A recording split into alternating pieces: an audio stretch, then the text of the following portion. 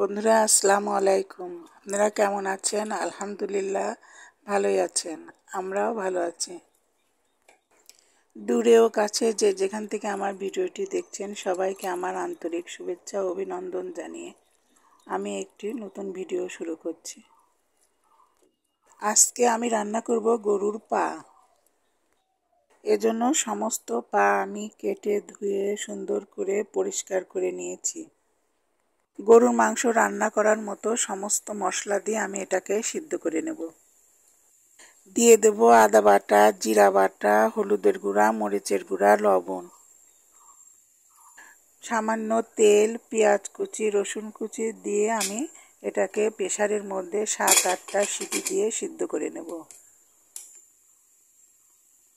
পা রান্নাটা সুন্দর সিদ্ধ হয়ে গেছে। এখন এটাকে আমি তেলে ফোড়ন দেব। তেলের উপর একটা শুকনা মরিচ দিয়ে দেব কুচি করা পেঁয়াজ।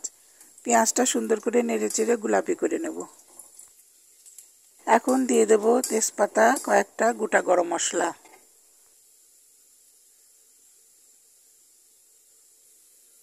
গরম মশলাটা তেলের উপর দিয়ে সামান্য নেড়ে সুন্দর একটা ঘ্রাণ বের হলে আমি ফোড়নটা দিয়ে দেব।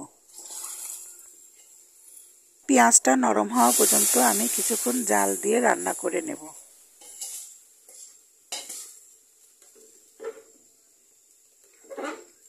আমার রান্নাটা হয়ে গেছে বন্ধুরা, কেমন হয়েছে আপনারা কমেন্ট করে জানাবেন। রান্নাটা খুবই সুন্দর হয়েছিল, আর মাঝে মাঝে এই পা রান্না খাওয়াটা খুবই উপকারী। পা রান্নাটা সব কিছু দিয়ে খেতেই ভালো লাগে। তন্দুর রুটি, গমের রুটি, চাউলের রুটি, পরোটা সব কিছুতেই ভালো লাগে। রান্নাটা আসলেও খুবই লোভনীয় হয়েছিল। বন্ধুরা, দেখতে কেমন হয়েছে আপনারা কমেন্ট করে জানাবেন। আমার রান্না যদি ভালো লাগে আপনারা লাইক কমেন্ট করে আমার পাশেই থাকবেন।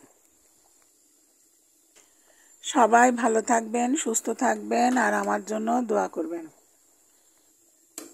আজকের মতো আমি চলে যাচ্ছি, আবার আসবো নতুন কোনো ভিডিও নিয়ে। আসসালামু আলাইকুম।